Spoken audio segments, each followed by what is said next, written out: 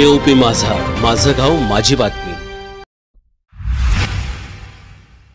धन्यवाद अध्यक्ष महोदय। मैं और मेरे निर्वाचन क्षेत्र के लोग बहुत ध्यान से बजट के भाषण को सुन रहे थे। आशा ये थी कि सांगली को इस बजट में कुछ हासिल हो, लेकिन दुर्भाग्य ये रहा कि सांगली तो दूर, लगभग 1.5 घंटे के भाषण में एक बार भी मेरे राज्य महाराष्ट्र का नाम नहीं लिया गया। असम और बिहार के नदियों में आने वाली बाढ़ की बात की गई, लेकिन महाराष्ट्र में भी बाढ़ आते हैं, लेकिन महाराष्ट्र में बाढ़ और उससे होने वाली जान और माल के नुकसान की हानि की बात अर्थमंत्री जी ने नहीं की। आंध्र के अमरावती की बात की गई, उनको हजारों करोड़ रुपए का फंड दिया गया, लेकिन महाराष्ट्र में भी अमरावती आती है, उसका जिक्र न किया गया।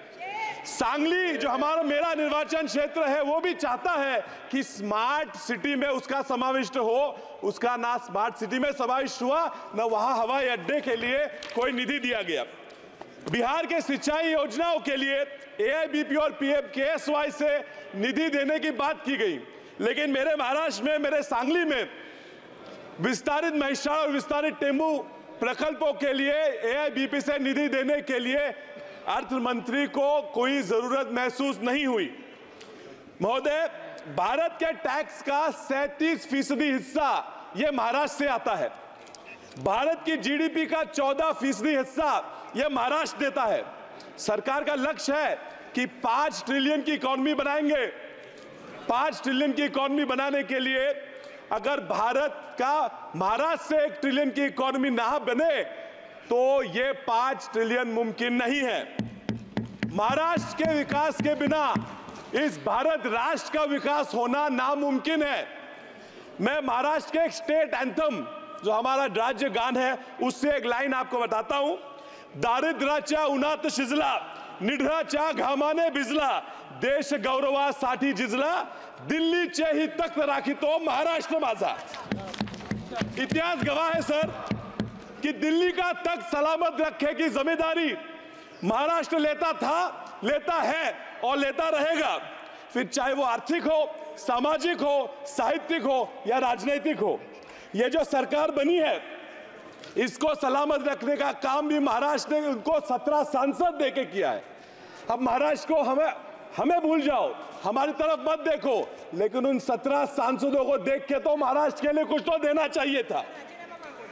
अभी ये दिख रहे हैं, कुछ सांसद मुस्कुरा रहे हैं, इनको देख के पिक्चर का एक गाना याद आता है, तुम इतना जो मुस्कुरा रहे हो, क्या गम है उसको छुपा रहे हो। मैं जानता हूं इन्हें डर है कि वापस निर्वाचन क्षेत्र में जाके क्या कहेंगे, ये दुख उनको सता रहा है। खैर, इनकी मजबूरियां मैं समझता हूं सर। बैसाखियों पे बनी हुई सरकार से और लोग क्या अपेक्षा करेंगे। मुझे डर है कि ये बैसाखियों पे मजबूरी चलने वाली सरकार अपना देश न डुबा दे। सर, राज्यों की बात छोड़ते हैं, सामान्य लोगों की अपेक्षाओं पे क्या क्या किया ये मैं पूछता हूं। MSP को लीगलाइज करने की बात की, ये इन्होंने नहीं की। लोगों का कर्जा, किसान कर्जे से मर रहे हैं, कर्जा माफ करने की मांग की, वो दखलंदाज कर दी। महंगाई सीमित रखने के लिए तो इन्होंने कुछ किया ही नहीं। सर, EPS में 7,000 रुपए मासिक पेंशन देने की बात हुई, वो इन्होंने नजरअंदाज कर दी। भूमिहीन किसानों को भी सम्मान योजना में, PM सम्मान योजना में समाविष्ट करने की बात की, वो भी उन्होंने ठुकरा दी। सर, फर्टिलाइजर हो, सीड हो, उस पे लगने वाला GST भी इन्होंने माफ नहीं किया। मनरेगा में 400 रुपए तक मिनिमम वेज बढ़ा दो ये मांग की थी, वो भी उन्होंने नहीं दी। चलिए, नहीं दिया तो नहीं दिया, जो दिया उस पर मैं सर 1 मिनट बात करूंगा। Food subsidy, they have decided to again continue with the 80 crore food subsidy. So it's a very ironic issue because the entire BJP's plan, election manifesto going around telling people was कि if you don't vote us back to power, आपकी food subsidy खत्म हो जाएगी। Sir, food subsidy की बात करते हैं और खुद इन्होंने इनके बजट में फूड सब्सिडी पे देने वाला प्रोविजन कम कर दिया है। सर, ये किसानों की वेलफेयर की बात करते हैं, 13.5% फर्टिलाइजर की सब्सिडी के लिए होने वाला प्रोविजन इन्होंने कम किया है। सर, ये इंटर्नशिप की बात करते हैं, 500 फर्म मिलके 20,000 लोग हायर करेंगे, बात करते हैं। मुझे ये मुमकिन नहीं लगता। सर ये 3 करोड़ घर बनाने की बातें करते हैं। मैंने पूरा बजट छान मारा, पिछले बजट से इस बजट में सिर्फ 5% ज्यादा प्रोविजन किया है। ये किसे फंसाने की कोशिश कर रहे हैं? सर ये छोड़ के बजट में 70,000 पिछले वोटर अकाउंट में और 60,000 इस वोटर अकाउंट में उन्होंने न्यू स्कीम्स के लिए दिए हैं। कौन सी न्यू स्कीम्स हैं? इससे क्या होने वाला है?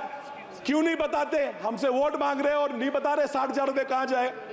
Sir you are in this budget, is this a budget only of announcements और is this a budget only for actual provisions? मैं आपको हमारे संत तुकाराम महाराज जी का एक अभंग सुनाता हूं। बोला चीज कड़ी बोला चाच बात, जेवून तृप्त कोण झाला। इसका अर्थ यह है कि बातों की कड़ी चावल से किसी का पेट नहीं भरता।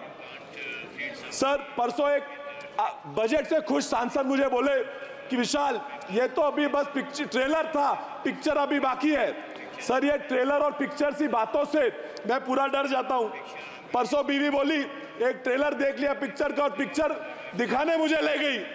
सर दिक्कत यह है कि ट्रेलर देख के पिक्चर तो चले गए, आधे घंटे में बोर करके बकवास पिक्चर ही बाहर आ गई। सर ये दिक्कत इस सरकार से मेरी यही है कि ट्रेलर तो ये बहुत अच्छा बना लेते हैं लेकिन इनसे पिक्चर नहीं बनती क्योंकि डायरेक्टर में ही प्रॉब्लम है। इस बार तो ट्रेलर भी बकवास हुआ। So I'll conclude the simple point and I want to tell them why they have lost in states like Maharashtra, and they may go on and talk about how the constitution was brought in and how caste equation was brought in, but that is not the reason for them losing majority of the states of India. They have lost because there's an article by Indian Express which says that in every state where the GDP has dropped, the BJP has lost. And if they continue with this kind of economic policy, I assure you, sir, I'm concluding, I assure you, sir, आने वाले महाराष्ट्र हरियाणा के चुनाव में ये वापस हारेंगे। इसलिए इनको अनुरोध है कि इकोनॉमी पे ध्यान दो, वरना आप ज्यादा दिन उस तरफ नहीं रहने वाले। धन्यवाद। ताज्या बातम्यांसाठी आम्हाला सबस्क्राइब करा आणि बेल आयकॉन प्रेस करा।